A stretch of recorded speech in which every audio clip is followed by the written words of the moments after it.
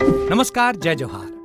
क्या आप भी गवर्नमेंट एग्जाम्स की तैयारी करना चाहते हैं? क्या आप भी मेमोरी टेक्निक्स और ट्रिक्स के जरिए बहुत ही कम समय में स्मार्ट स्टडी करना चाहते हैं? क्या आप चाहते हैं कि सीजी व्यापम टॉपर आपको पढ़ाए?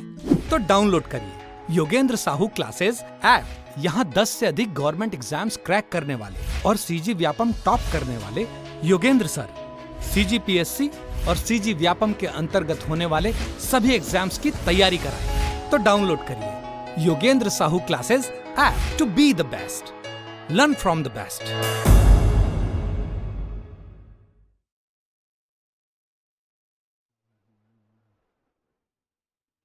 नमस्कार दोस्तों, मैं मनीष आप सभी का स्वागत करता हूं योगेंद्र साहू ऑनलाइन क्लासेस में। चलिए आज एक नए वंश के बारे में चालू करते हैं, सोमवंश के बारे में। ठीक है, तो देखो, जब सोमवंश पढ़ोगे आप तो इसका आपको 3 सोमवंश का ब्रांच देखने को मिलेगा, लेकिन एक ब्रांच किसके बारे में जानोगे? पांडु वंश के बारे में जानोगे। अब ये है क्या? देखो, जब हम लोग सोमवंश पढ़ रहे थे तो इसका 4 क्राइटेरिया मैं बताया था आपको। जैसे छत्तीसगढ़ के मैप के हिसाब से देखेंगे, है ना,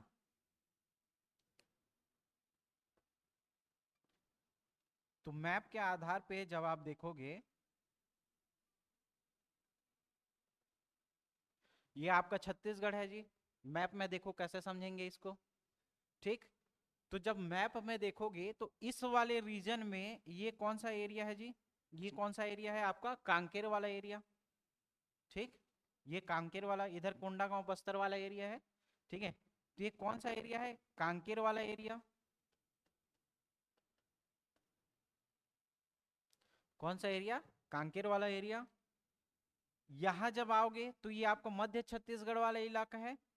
और यहां देखोगे तो ये एक रेंज आपको देखने को मिलेगा। कौन सा? उस रेंज का नाम क्या है? मैकल रेंज, है ना।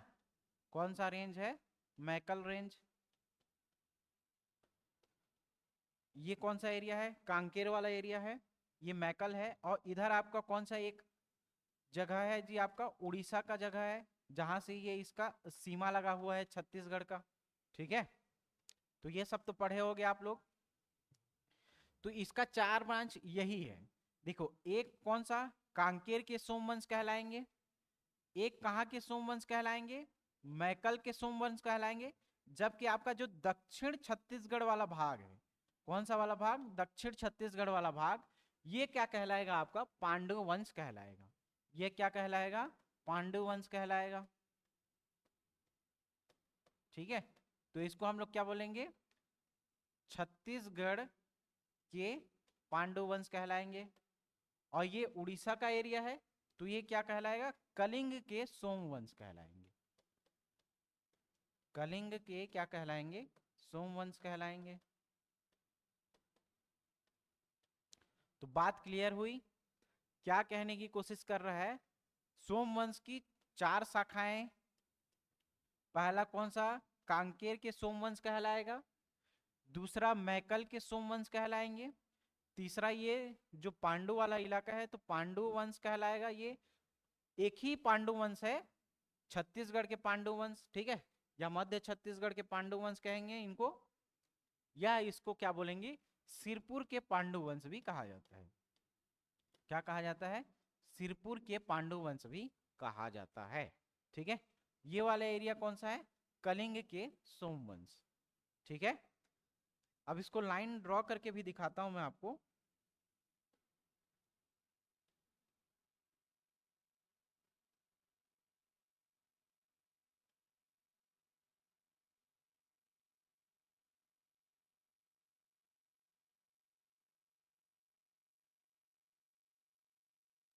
ठीक है, तो इस छत्तीसगढ़ वाले इलाका में देखो क्या बोले, 4 इसके ब्रांच होंगे।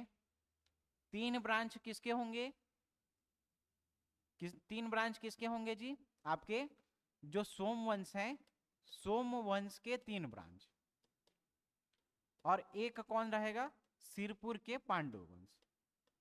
सिरपुर के पांडु वंश। ठीक है, इसको अलग अलग पेन से कलर से ले लेते हैं। तो जो आपका ये वाला एरिया है, ठीक है, ये वाला जो एरिया है वो क्या कहलाएगा जी? कांकेर के सोमवंश कहलाएगा। क्या कहलाएंगे? कांकेर के सोमवंश कहलाएंगे। ठीक है, ये क्या कहलाएंगे? कांकेर के सोमवंश कहलाएंगे। फिर ये जो आप देख रहे हो एक रेंज है ना, ये जो रेंज दिख रहा है आपको, मैकल वाला भाग है, तो ये क्या कहलाएंगे? मैकल के सोमवंश कहलाएंगे।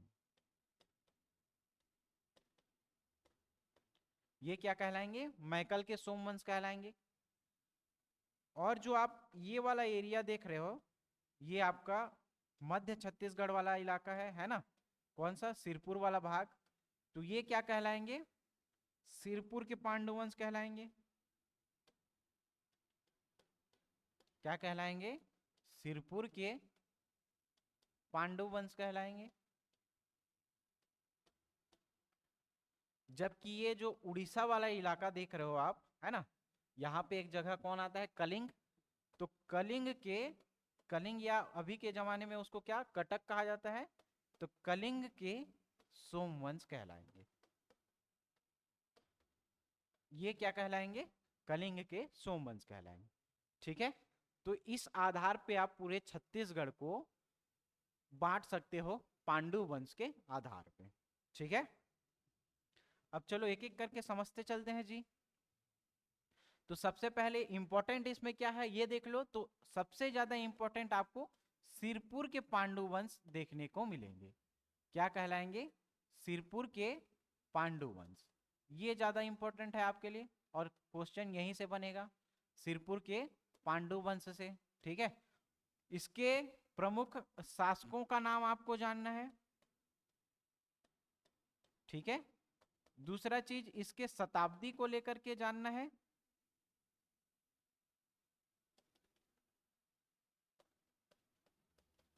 शताब्दी को लेकर के यहां से क्वेश्चन बनेगा। जो मुद्रा प्राप्त होंगी उन मुद्रा के आधार पे इसको समझोगे। ठीक है, ठीक है ना जी? मतलब जो ताम्रपत्र प्राप्त होंगे उसके आधार पे, और लिपि के आधार पे समझोगे। तो इन बिंदुओं के आधार पे हम लोग सिरपुर के पांडु वंश को समझेंगे। तो चलिए शुरू करते हैं सबसे पहले इसके शासकों के बारे में।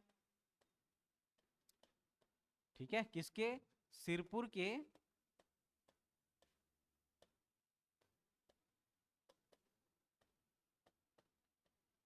पांडु वंश के शासकों के बारे में। सिरपुर के पांडु वंश के शासकों के बारे में जानेंगे। तो इसमें सबसे पहला जो आदि पुरुष कहलाएगा उसको क्या बोला जाएगा जी? उदयन कहा जाता है। ठीक है, सब शासक को याद करेंगे, लेकिन पहले समझते चलो कि इसका जो आदि पुरुष है,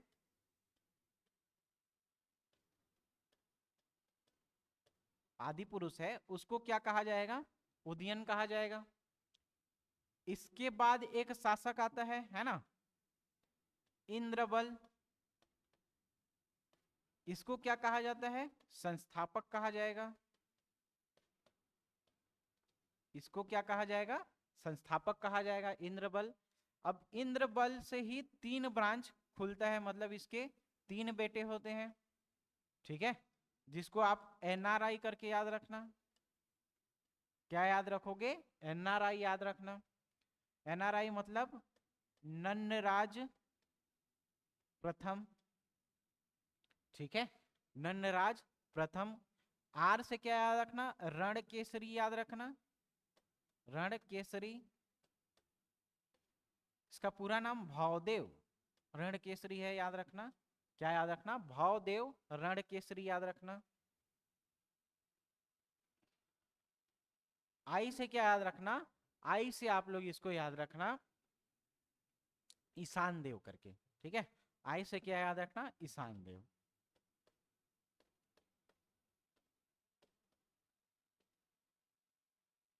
ठीक है, तो एनआरआई करके याद रखना। एनआरआई मतलब नंदराज प्रथम, आर से रण केसरी, आई से ईशान देव। ठीक है, फिर इस नन्नराज का ब्रांच चालू होगा जी, इसका 2 ब्रांच बनेगा, है ना। एक का क्या बोलेंगे, महाशिव तिवर देव, महाशिव तिवर देव, महाशिव तिवर देव, ठीक है। एक चंद्रगुप्त, और महाशिव तिवर देव का एक बेटा होगा जिसको क्या बोलेंगे, नन्नराज द्वितीय, नन्नराज द्वितीय, ठीक है।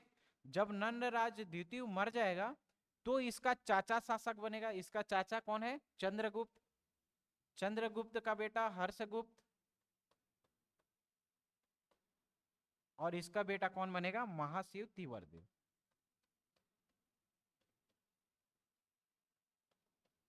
सॉरी, महाशिव गुप्त बालार्जुन, महाशिव गुप्त बालार्जुन,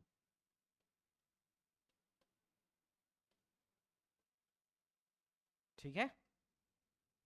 तो ये इसकी हायरार्की है जी, याद रखना।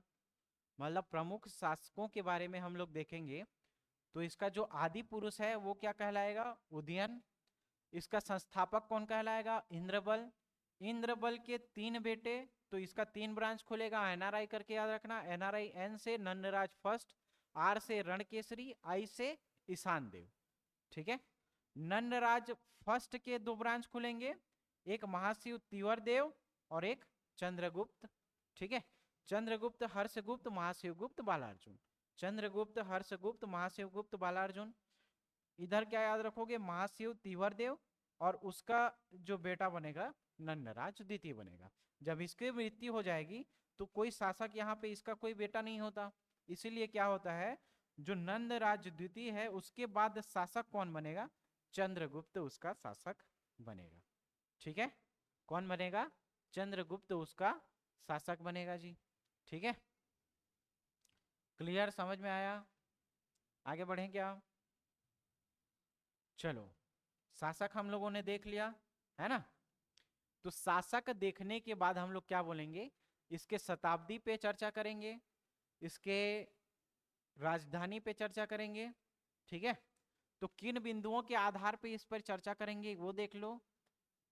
एक तो शासन काल देखेंगे, कौन सी शताब्दी में शासन किए। उसके बाद क्या देखेंगे जी, इसकी राजधानी देखेंगे। इसका क्या देखेंगे, राजधानी कहाँ पे बना, ठीक है। इन्होंने किसकी उपाधि धारण की थी, किसकी उपाधि धारण की थी, ठीक है। आदि पुरुष कौन था, संस्थापक कौन था, और इसका ताम्रपत्र देखेंगे, ताम्रपत्र, ठीक है। और क्या देखेंगे, फिर इसकी लिपि देखेंगे कि कितने लिपि यहाँ से प्राप्त हुए। बेसिकली यहाँ पे 2 लिपि प्राप्त होंगे जिसके बारे में हम लोग चर्चा करेंगे, ठीक है। तो सबसे पहला चीज देखो, किसके बारे में पढ़ रहे हैं जी, सिरपुर का पांडु वंश पढ़ रहे हैं, ठीक है। क्या पढ़ रहे हैं, सिरपुर के पांडु वंश। शताब्दी किसमें देखने को मिलेगी, तो 6वीं शताब्दी से लेकर के कौन सी दिखेगी, 7वीं शताब्दी तक इसकी जानकारी मिलेगी। कौन सी शताब्दी में जानकारी मिलेगी जी, 6वीं शताब्दी और 7वीं शताब्दी में आपको यहाँ पे जानकारी देखने को मिलेगी। इसकी जो राजधानी रहेगी, किसकी, पांडुवंश की राजधानी, तो सिरपुर के पांडुवंश, सिरपुर के पांडुवंश पढ़ते हैं ना, तो ये कहाँ से देखो, सिरपुर के पांडुवंश करके पढ़ते हैं। तो जब भी आप पांडुवंश को बारे में याद रखो, क्या याद रखना, सिरपुर के पांडुवंश, सिरपुर के पांडुवंश। तो इससे राजधानी आपको क्या हो जाएगा, याद हो जाएगा जी, क्या याद रखना, सिरपुर, है ना।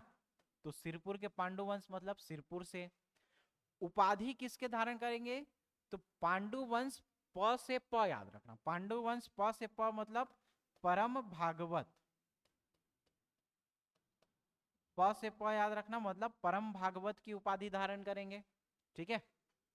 ताम्रपत्र कौन सा प्राप्त होगा जी, तो जो सिरपुर है उसका जो राजधानी है वहीं से एक ताम्रपत्र प्राप्त होता है, सिरपुर के पेटिका शीर्ष लिपि से,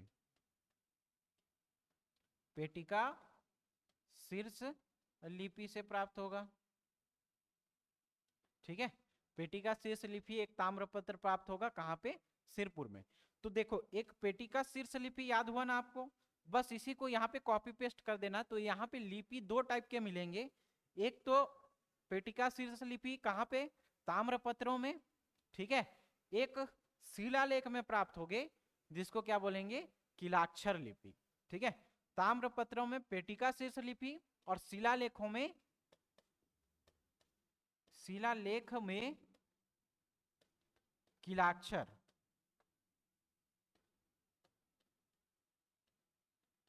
ठीक है। शिलालेख में किलाक्षर लिपि। और ताम्रपत्रों में क्या याद रखोगे, ताम्रपत्रों में, ताम्रपत्रों में कौन सा लिपि जी, पेटी का शीर्ष लिपि, पेटी का शीर्ष लिपि। तो ये दो लिपि यहां से प्राप्त होंगे, किसको, शिलालेखों में प्राप्त होंगे और एक ताम्रपत्रों में प्राप्त होंगे जी। तो ताम्रपत्रों में जो शिलालेख जो लिपि प्राप्त होगा वो क्या कहलाएगा, पेटी का शीर्ष लिपि। जबकि जो शिलालेख है उस शिलालेख में क्या मिलेगा, किलाक्षर लिपि प्राप्त होगा, ठीक है। तो सिरपुर के पांडुवंश के बारे में समझेंगे तो शासनकाल कौन सा है जी, 6वीं से 7वीं शताब्दी में देखने को मिलेगी। इसकी राजधानी क्या है, सिरपुर के पांडुवंश, सिरपुर के पांडुवंश करके याद रखना। तो राजधानी आपको सिरपुर के पांडुवंश से सिरपुर याद हो जाएगा।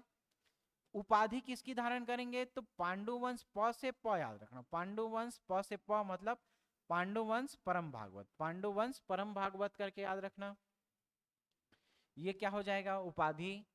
ताम्रपत्र देखेंगे तो ताम्रपत्र में कौन सा, पेटी का शीर्ष लिपि, ठीक है। मतलब ताम्रपत्र कहां से प्राप्त होगा, सिरपुर में। और ताम्रपत्रों में कौन सा शीर्ष लिपि ये लोग यूज करते थे, पेटी का शीर्ष लिपि। जबकि शिलालेखों में जब आप देखोगे तो किलाक्षर लिपि का प्रयोग करते थे। तो लिपि दो टाइप के, एक तो शिलालेखों में कौन सा यूज करते हैं और एक ताम्रपत्रों में क्या यूज करते हैं। शिलालेखों में क्या यूज करेंगे जी, किलाक्षर। और जबकि ताम्रपत्रों में किसका यूज करेंगे, पेटी का शीर्ष लिपि का उपयोग करेंगे, ठीक है।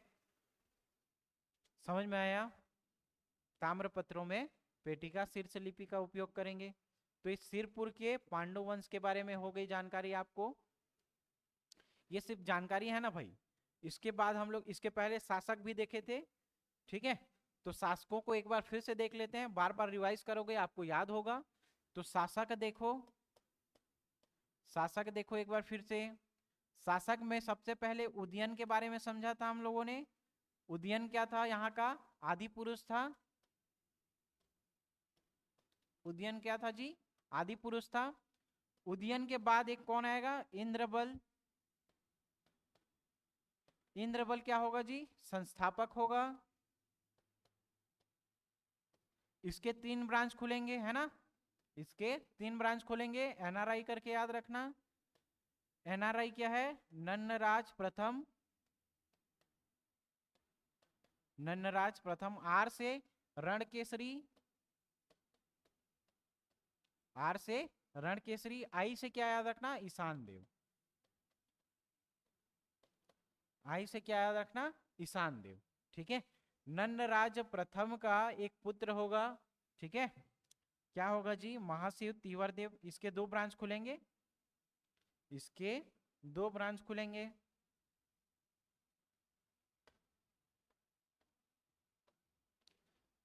तो नन्नराज प्रथम के एक याद करो क्या बताया था, महाशिव तीवर देव।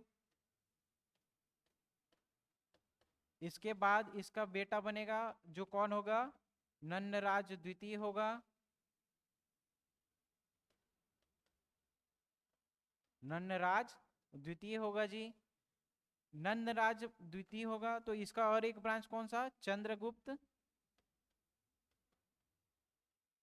हर्षगुप्त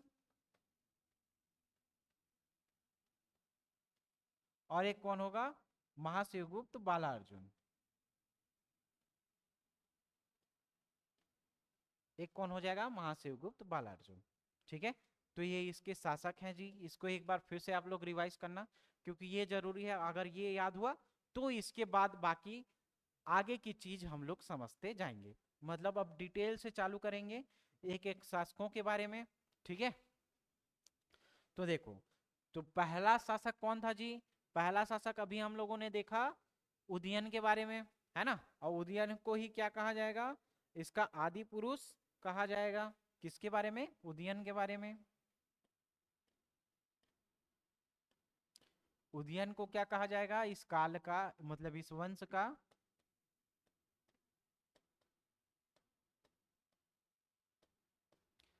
आदि पुरुष कहा जाएगा।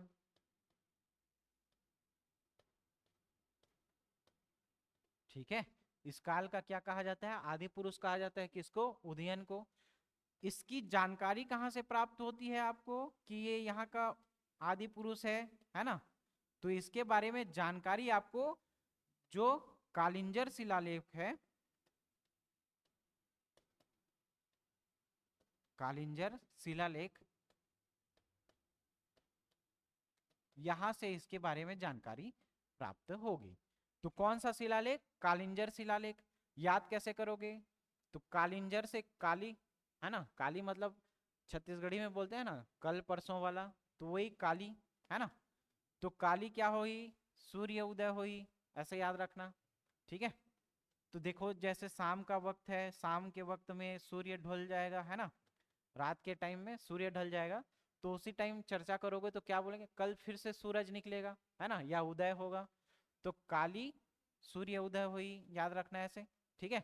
तो उदयन से कालिंजर शिलालेख, उदयन से कालिंजर शिलालेख याद रखना, ठीक है। तो उदय होगा कल, कल उदय होगा ऐसे याद रखना। तो कल से काली उदयन, ठीक है। तो इसके बारे में जानकारी कहाँ से मिलेगी जी? कालिंजर शिलालेख से इसके बारे में जानकारी मिलेगी। किसके बारे में? उदयन के बारे में, ठीक है।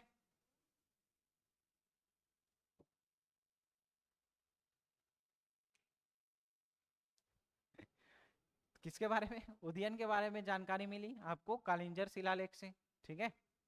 अब अगला समझते हैं हम लोग किसके बारे में? इंद्र बल के बारे में समझेंगे, ठीक है। किसके बारे में समझेंगे? इंद्र बल के बारे में।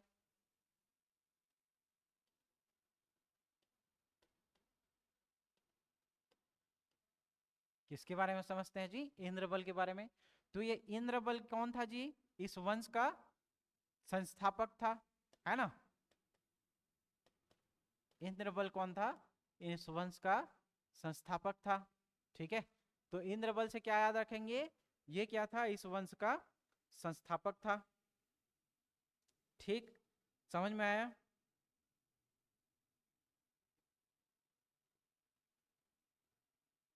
अब इसके बारे में भी कुछ बिंदुओं के आधार पे समझेंगे इसको।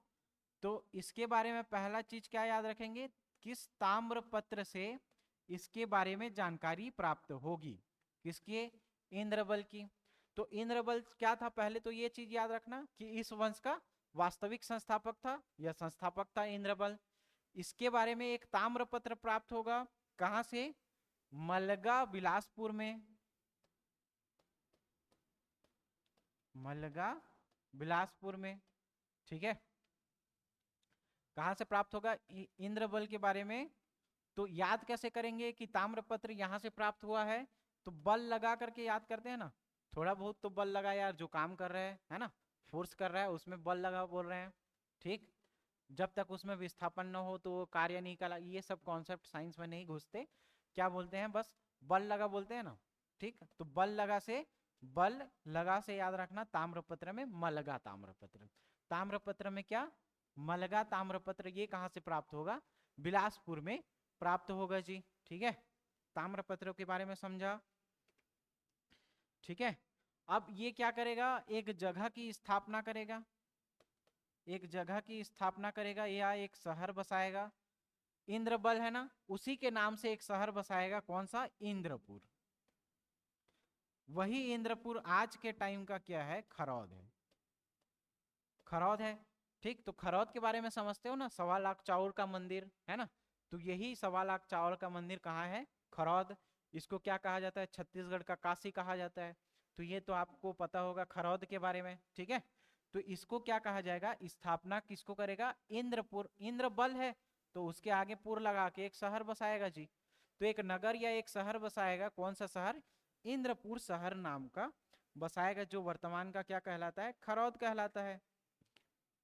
अब इसका ही याद करो, इंद्रबल जो था इसका हम लोग क्या कर रहे थे? जो इंद्रबल है इसका 3 ब्रांच खोल रहे थे, याद करो, याद आ रहा होगा तो, एनआरआई करके, है ना, एनआरआई करके इसके 3 बेटे होंगे जी। तो इंद्रबल के बेटे कितने होंगे? 3 बेटे होंगे। इंद्रबल के बेटे कितने होंगे? 3 होंगे। एनआरआई, एनआरआई मतलब कौन सा? नन्नराज क्या कहलाएगा? प्रथम। आर से क्या कहलाएगा? रणकेसरी कहलाएगा। आर से क्या कहलाएगा? रणकेसरी। आई से क्या कहलाएगा? ये ईशानदेव। ठीक है, तो ये एनआरआई क्या कहलाएगा? इंद्रबल के 3 बेटे हो जाएंगे। ठीक है, समझ में आया? ठीक, तो ये जो खरौद आ रहा था इसमें 1.25 लाख चाउर का मंदिर हम लोग देख रहे थे। तो इसका जो बेटा है ईशान देव, ये क्या करेगा? यहाँ पे लाखा चाउर मंदिर का निर्माण करेगा। क्या बनाएगा? लाखा चाउर मंदिर। इसकी क्या करेगा? स्थापना करेगा जी। कौन? ईशान देव। कहाँ पे करेगा? खरौद में। खरौद में क्या करेगा? लाखा चाउर मंदिर का स्थापना करेगा। ठीक है, क्लियर? अब जो इसका बेटा है रणकेसरी, इसको क्या बोला जाता है? भवदेव रणकेसरी भी कहा जाता है। क्या कहा जाता है? भवदेव रणकेसरी। रणकेसरी। तो इसके बारे में जानकारी कहां से मिलेगी? तो भ से भ याद रखना, भ से भ मतलब भांदक शिलालेख। ठीक है, इसके बारे में जानकारी कहां से मिलेगी आपको? भांदक शिलालेख से इसके बारे में जानकारी मिलेगी। ठीक है, तो इसमें कितना चीज पढ़ा हम लोगों ने? इंद्रबल क्या था? इसका संस्थापक था। ताम्रपत्र कहां से प्राप्त हुए? मलगा से यहाँ इसके ताम्रपत्र प्राप्त हुए। स्थापना किसका किया? इंद्रपुर नामक शहर बसाया। ठीक है, इंद्रपुर नामक शहर बसाया, जहां कौन सा? खरौद। खरौद में लखनेश्वर मंदिर, या उसको ही क्या कहा जाता है? लाखा चाउर मंदिर। ये लाखा चाउर मंदिर किसने बनाया? ईशान देव ने बनाया। एक पुत्र और जिसके बारे में हम लोग देखेंगे, रणकेसरी, ये क्या करेगा? भवदेव रणकेसरी। इसके बारे में जानकारी आपको कहां से मिलेगी? भांदक शिलालेख से जानकारी देखने को मिलेगी। ठीक है, समझ में आया किसके बारे में? इंद्रबल के बारे में। ठीक, अब नंदराज प्रथम के बारे में उतना जानकारी नहीं मिलेगा। इसका पुत्र जो रहेगा अगला, कौन? महाशिव तीवर देव, उसके बारे में आपको जानकारी देखने को मिलेगी।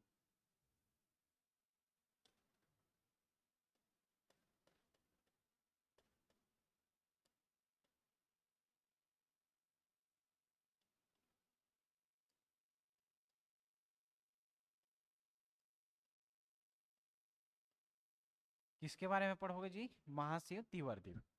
तो इसने एक उपाधि धारण किया था, याद रखना, महाशिव तीवर देव ने एक उपाधि धारण किया था, त्रिकलिंगाधिपति की उपाधि। ठीक है, त्रिक सॉरी सकल कोसलाधिपति की उपाधि। जब आप देखोगे उधर, कौन सा इसने कौन सा धारण किया था? सकल कोसलाधिपति की उपाधि धारण किया था।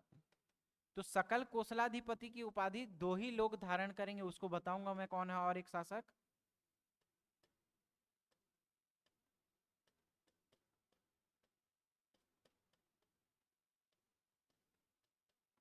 तो ये सकल कोसलाधिपति की उपाधि धारण करेंगे। सकल कोसलाधिपति मतलब जो कोसल है, कोसल का अधिपति कहते हैं इसको, कोसल का अधिपति कहलाएंगे ये। ठीक है, तो जो कोसल वाला इलाका है वहां की ये स्वामी कहलाते थे, इसीलिए इन्होंने क्या? सकल कोसलाधिपति की उपाधि धारण किया था। इसको क्या कहा जाता है? कोसल का अधिपति कहा जाता है। ठीक है, और ये कोसल का अधिपति, कोसलाधिपति, ये किसमें आपको देखने को मिलेगा जी? जो राज मुद्रा है उनकी राज मुद्रा में अंकित रहेगा। ठीक है, किसमें? उनकी राज मुद्रा में ये क्या कहा जाएगा, इनको कोसल का अधिपति या कोसलाधिपति कहा जाता है। ठीक है, सकल कोसलाधिपति की उपाधि धारण करेंगे, या तो राज मुद्रा में उसके क्या छपा रहेगा, कोसल का अधिपति रहेगा, इसका साक्ष्य देखने को मिलता है आपको। ठीक है, समझ में आया? ठीक, और ये इनका धर्म कौन सा था, तो धर्म के बारे में याद रखना, वैष्णव धर्म को मानते थे। कौन से धर्म को, वैष्णव धर्म को मानते थे। तो महाशिव तीवर देव करके आप वैष्णव धर्म याद रखना। यहां देखो शिव आ रहा है ना, तो महाशिव तीवर देव करके तो शैव धर्म मत मार देना। ठीक है, शैव धर्म मत मानना जी, महाशिव तीवर देव के नाम से तो शिव आ रहा है, इसका मतलब यहाँ पे क्या याद रखना आपको, वैष्णव धर्म याद रखना। ठीक, ये दोनों एक दूसरे को आराध्य मानते थे, है ना। शिव भगवान विष्णु भगवान को अपना आराध्य मानते हैं और विष्णु भगवान शिव भगवान को अपना आराध्य मानते हैं, तो इस हिसाब से भी याद रख सकते हो।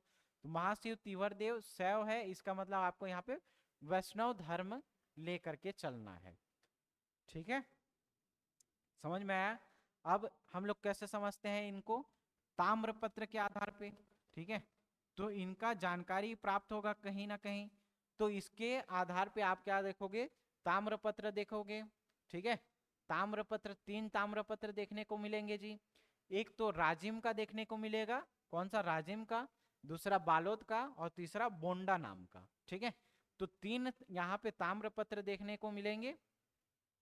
ठीक है, 3 ताम्रपत्र देखने को मिलेंगे। पहला क्या याद रखोगे, राजिम ताम्रपत्र, दूसरा बालोद ताम्रपत्र और तीसरा क्या याद रखना, बोंडा ताम्रपत्र। तो इन 3 ताम्रपत्र के आधार पे इसकी जानकारी या साक्ष्य मिलते हैं कि महाशिव तीवर जो है वो सकल कोसलाधिपति या जो कोसल है उनके अधिपति कहलाते हैं। ठीक है, कौन से ताम्रपत्र के आधार पे समझोगे आप, 3 ताम्रपत्र, राजिम ताम्रपत्र, बालोद ताम्रपत्र और बोंडा ताम्रपत्र। ठीक है, समझ में आया जी? अब इनका जो ताम्रपत्र है वो तो देख लिया, राजमुद्रा में कोसल का अधिपति देख लिया, तो इनके मुद्राओं में किसका अंकन देखने को मिलेगा ये भी हम लोग देखेंगे।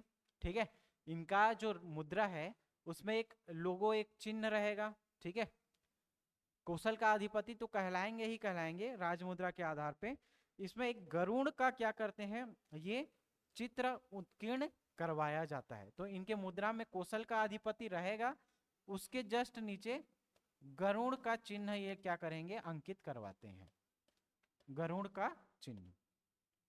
तो राजमुद्रा में कौशल का अधिपति, कौशलाधिपति देखने को मिलेगा और साथ ही साथ एक गरुड़ का चिन्ह आपको यहाँ पे अंकित दिखेगा। ठीक है, समझ में आया? ठीक, ये हो गया आपका महाशिव तीवर देव के बारे में जानकारी। अब हम लोग किसके बारे में देखेंगे जी, नन्नराज द्वितीय देखे थे, है ना, नन्नराज द्वितीय। तो नन्नराज द्वितीय के बारे में क्या याद रखना, नन्नराज द्वितीय, जब ये नन्नराज द्वितीय की मृत्यु हो जाएगी तो इसका कोई पुत्र नहीं होगा। ठीक है, इसका कोई पुत्र नहीं होगा। तो पुत्र नहीं होने की वजह से जो शासन है, ठीक है, जो शासन है वो शासन किसको ट्रांसफर कर दिया जाएगा जी, तो चंद्रगुप्त को, चंद्रगुप्त को इनका शासन जो है वो ट्रांसफर कर दिया जाएगा। और चंद्रगुप्त इनके क्या रहेंगे जी, चाचा रहेंगे। ठीक है, किसके, नन्नराज द्वितीय के। तो नन्नराज द्वितीय की मृत्यु हो जाएगी, उनका कोई पुत्र नहीं होता, तो शासन किसको हस्तांतरित किया जाता है, चंद्रगुप्त को किया जाता है। और चंद्रगुप्त क्या है, उनके चाचा हैं। ठीक है, समझ में आया? अब इनके समय में एक चीज याद रखना, ये क्या किए थे, वर्धा तक क्या किए अपना, जब ये राजपाट कर रहे थे तो शासन का विस्तार कहां तक किए थे, तो शासन का विस्तार, ये विस्तार से वह याद रखना, विस्तार से वर्धा तक। ठीक है, विस्तार से वर्धा याद रखना। तो ये शासन का विस्तार कहां तक करेंगे जी, वर्धा तक करेंगे। इसके बारे में उल्लेख क्या मिलेगा, किसके बारे में उल्लेख मिलेगा, तो जब हम इसके बाद एक बालार्जुन पढ़ेंगे, बालार्जुन के सेन कोटा ताम्रपत्र के आधार पर, यह शिलालेख सेन कोटा अभिलेख के आधार पे क्या मिलेगा, सेन कोटा या इसको सेन कपाट भी कहा जाता है, सेन कोटा या सेन कपाट। तो याद क्या रखना, सेन कपाट याद रखना, सेन कपाट याद रखना। ठीक, बहुत सारे बुकों में सेन पाट नहीं दिखा है, सेन कपाट दिया रहेगा। ठीक, तो कौन से बाला अर्जुन के सेन कपाट ताम्रपत्र के आधार पे क्या देखने को मिलेगा, इनके शासन का विस्तार, विस्तार से वह याद रखना, शासन का विस्तार कहां तक होगा, वर्धा तक होगा। ठीक है, समझ में आया। ठीक, तो इस शासन का विस्तार कहां करेंगे, वर्धा तक करेंगे। कहां से जानकारी मिलेगा, बाला अर्जुन के सेन कपाट ताम्रपत्र के आधार पे। फिर नंद राजद्वितीय की जब मृत्यु हो जाएगी, क्यों, जब मृत्यु हो जाएगी तो इसका कोई पुत्र नहीं रहेगा, तो पुत्र नहीं रहेगा तो इसका शासन जो है वो हस्तांतरित किया जाता है, किसको, उसके चाचा चंद्रगुप्त को हस्तांतरित कर दिया जाता है। ठीक है, अब समझेंगे किसको, चंद्रगुप्त को, इसके बाद हर्षगुप्त को, और लास्ट में समझेंगे महाशिवगुप्त बालार्जुन को। किसको समझेंगे जी, महाशिवगुप्त बालार्जुन को। तो चंद्रगुप्त, हर्षगुप्त और महाशिवगुप्त बालार्जुन को समझेंगे। ठीक है, बारी बारी से। तो चंद्रगुप्त, हर्षगुप्त और महाशिवगुप्त बालार्जुन में देखना सबसे ज्यादा इंपॉर्टेंट क्या है, महाशिवगुप्त बालार्जुन। ठीक है, महाशिवगुप्त बालार्जुन के बारे में पढ़ेंगे। ठीक, तो चंद्रगुप्त का उल्लेख सिर्फ एक ही जगह देखने को मिलेगा, जो आप सिरपुर का लक्ष्मण मंदिर देखोगे। ठीक है, ये सब बनाएंगे किसमें, हर्षगुप्त की पत्नी जो महारानी वास्ता है ना, उसके काल में देखने को मिलेगा। तो सिरपुर के लक्ष्मण मंदिर में इसकी जानकारी देखने को मिलेगी। सिरपुर के लक्ष्मण मंदिर में जानकारी देखने को मिलेगी, किसके बारे में, चंद्रगुप्त के बारे में। ठीक, चंद्रगुप्त का जो पुत्र होगा हर्षगुप्त, हर्षगुप्त की जो पत्नी रहेगी, मतलब इसका जो विवाह होगा वो महारानी वास्ता से होगा, है ना, महारानी वास्ता से होगा। चलो इसको अगले ही दूसरे स्लाइड में ले लेते हैं, किसके हो, हर्षगुप्त को।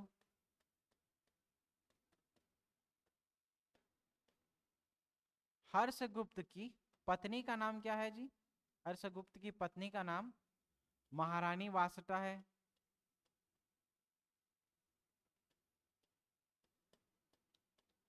ये महारानी वास्ता कौन है, मगध की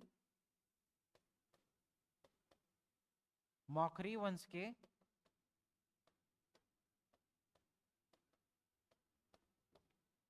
राजा सूर्यवर्मा की पुत्री, सूर्य वर्मा की पुत्री।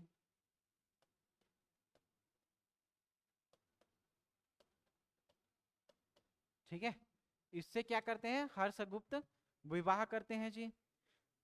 ठीक, अब हर्षगुप्त की मृत्यु हो जाएगी, किसकी, हर्षगुप्त की मृत्यु हो जाएगी। तो मृत्यु होने के पश्चात इनकी जो पत्नी रहेगी, कौन, महारानी वास्ता, वो क्या करेंगी, अपने पति की याद में सिरपुर में एक मंदिर का निर्माण करवाएगी, जिसको क्या कहा जाएगा, सिरपुर का लक्ष्मण मंदिर, सिरपुर का लक्ष्मण मंदिर। ये सिरपुर का लक्ष्मण मंदिर बहुत ज्यादा इंपॉर्टेंट है, इसके बारे में डिटेल से चर्चा करेंगे। किसके बारे में, सिरपुर का लक्ष्मण मंदिर के बारे में। तो सिरपुर का लक्ष्मण मंदिर देखो, सबसे पहले तो ये ईंटों से निर्मित होगी, ईंटों से निर्मित मंदिर होगी। ठीक है, सिरपुर के लक्ष्मण मंदिर को पूरा करने का कार्य कौन करेगा, पूरा करने का कार्य बालार्जुन के द्वारा किया जाएगा। ठीक है, फिर देखो ईंटों से निर्मित होगी, पूरा कौन करेगा, महाशिवगुप्त बालार्जुन करेगा, लेकिन किसके याद में बनाया था, हर्षगुप्त की याद में, उसकी पत्नी मगध की मौखरी वंश की रानी जो थी सूर्यवर्मा की पुत्री, ठीक है, लाल ईंटों से निर्मित होगा और लाल ईंटों से निर्मित होगा और नागर शैली से बना होगा, नागर शैली से बना होगा। इसकी जो रचना मतलब जो उस टाइम का इंजीनियर कह सकते हैं कि हिसाब से, है ना, तो उस टाइम का इंजीनियर कौन था? कवि ईशान देव। कवि ईशान देव ये क्या किया, उस टाइम का एक हिसाब से इंजीनियर था। तो इसकी प्रशस्ति रचना किसने की थी? कवि ईशान देव ने इसकी प्रशस्ति रचना की थी, ठीक है। प्रशस्ति रचना किसके द्वारा किया गया? प्रशस्ति रचना कवि ईशान देव के द्वारा किया गया था, ठीक है। तो लाल ईंटों से निर्मित नागर शैली, लाल ईंटों से निर्मित, ठीक है, कौन सा? लाल ईंटों से निर्मित नागर शैली से बना होगा। पूरा करने का कार्य महाशिवगुप्त बालार्जुन का होगा। प्रशस्ति रचना किसके द्वारा की गई थी? तो कवि ईशान देव के द्वारा इसकी प्रशस्ति रचना की गई थी। किसकी रचना जी? जो सिरपुर का लक्ष्मण मंदिर है, ठीक है, किसने बनाया था? महारानी वाष्टा देवी ने। किसकी याद में बनाया था? अपने पति हर्षगुप्त के याद में बनाया था। लेकिन निर्माण कार्य किसके समय में पूरा हुआ? तो याद रखना बालार्जुन के टाइम पे पूरा हुआ जी, ठीक है। अब महाशिवगुप्त बालार्जुन के बारे में समझते हैं। तो महाशिवगुप्त बालार्जुन कौन था जी? बालार्जुन के टाइम को ही क्या कहा जाता है? स्वर्ण काल कहा जाता है। किसका? इसको क्या कहा जाएगा? स्वर्ण काल कहा जाएगा, ठीक है। बालार्जुन के समय को या उसके कार्यकाल के समय को क्या कहा जाता है? स्वर्ण काल कहा जाता है, ठीक। स्वर्ण काल क्यों कहा जाता है? क्योंकि जो जैन धर्म है, बौद्ध धर्म है, ठीक है, हिंदू धर्म है, मुस्लिम धर्म है, ये सब क्या किए यहाँ पे सुव्यवस्थित तरीके से, या ईसाई धर्म के लोग हैं, उन्होंने अपने धर्म का प्रचार प्रसार किया।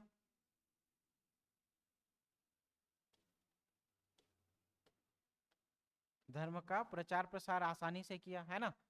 मतलब इन्होंने धर्म का प्रसार प्रसार किया और सब धर्म के मानने वाले लोग यही सिरपुर में क्या किए थे? सब धर्म के लोग जो थे वो अपना स्थापत्य वहां पे, जैसे कहीं मूर्ति बनाएंगे, है ना, मंदिर बनाएंगे, तो ये सब क्या था? इनका प्रचार प्रसार भी अच्छे से हुआ था। किसके समय में? महाशिवगुप्त बालार्जुन के समय में, ठीक। तो बालार्जुन को देखो, इसके बारे में बेसिक जानकारी ले लेते हैं। तो बालार्जुन जो है वो बाल्यावस्था से ही, कौन से? बाल्यावस्था से ही, या जो जब ये बालक था, तो बालक था तो उसी टाइम पे ये धनुर्विद्या में क्या था? धनुर्विद्या में निपुण था। धनुर्विद्या में क्या था? निपुण था। इसी धनुर्विद्या में निपुण होने के कारण ही ये कौन सा उपाधि धारण करता है जी? बालार्जुन का उपाधि धारण करता है। तो महाशिवगुप्त बालार्जुन बालक अवस्था में ही धनुर्विद्या या आखेट विद्या में क्या था? निपुण था। इसीलिए इसको क्या कहा जाएगा? बालार्जुन कहा जाएगा। इसके बारे में जानकारी दो अभिलेख से मिलेगी। एक तो सेन कपाट अभिलेख से, जो हम लोग इससे पहले पढ़े थे। याद करो, बालार्जुन के टाइम पे एक शिलालेख प्राप्त हो रहा था, जिससे जानकारी किसके बारे में मिल रही थी आपको? किसके बारे में जानकारी मिल रही थी? सेन कपाट अभिलेख से हम लोग को जो नंदराज प्रथम है ना, उसके बारे में हम लोग जान रहे थे। तो इसके बारे में एक मिल रहा था क्या? सेन कपाट। और दूसरा किसके बारे में? सिरपुर का लक्ष्मण मंदिर जो था, है ना, सिरपुर का लक्ष्मण मंदिर। तो सिरपुर के अभिलेख से ही या ताम्रपत्र से इसके बारे में जानकारी प्राप्त हो रही थी, ठीक है। तो इन दो अभिलेख के आधार पे आप क्या कर सकते हो?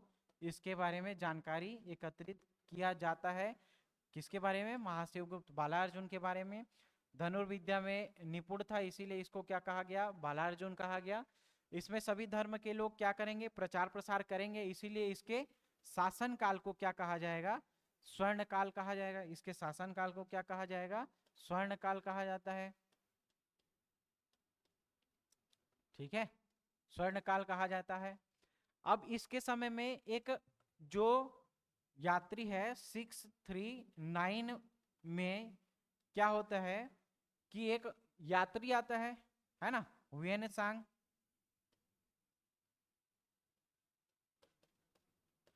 ये क्या करेगा, 639 में यहाँ पे घूमने आएगा, किसके शासनकाल में, महाशिवगुप्त बालार्जुन के शासनकाल में। और अपनी जो रचना रहेगा, हेन सांग की जो रचना है,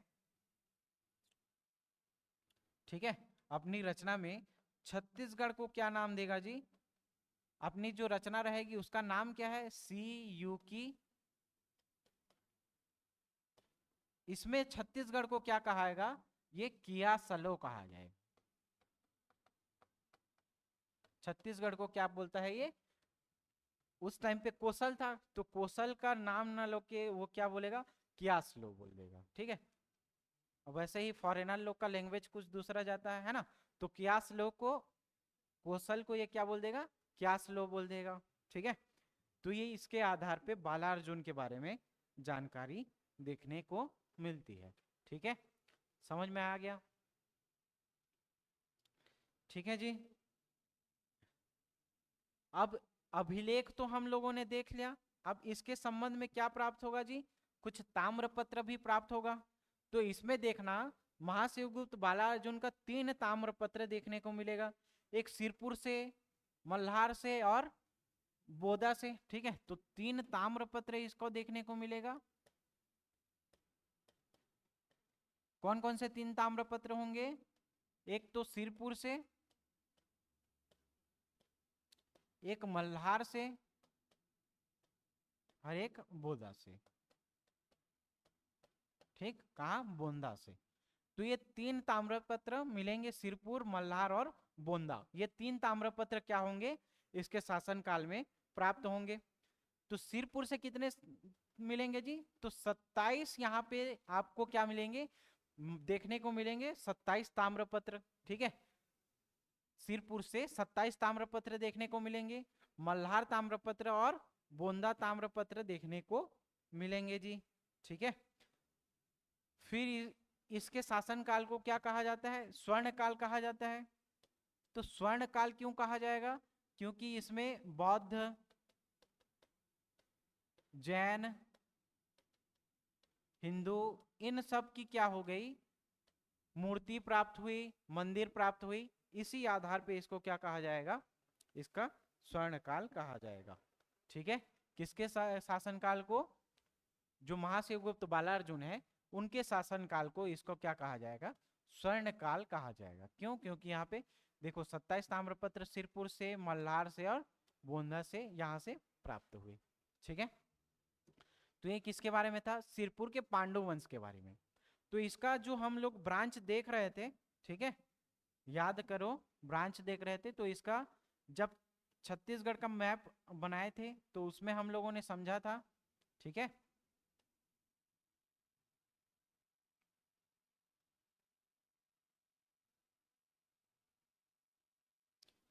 तो जब ये वाला एरिया देख रहे थे, कौन सा, कांकेर वाला। ठीक है, तो यहाँ पे एक सोमवंश प्राप्त हुआ था कांकेर में, एक कहा मैकल रेंज में। ठीक है, एक आपका छत्तीसगढ़ वाले इलाका में, इसको ही क्या कहा जाएगा, छत्तीसगढ़ का पांडव वंश।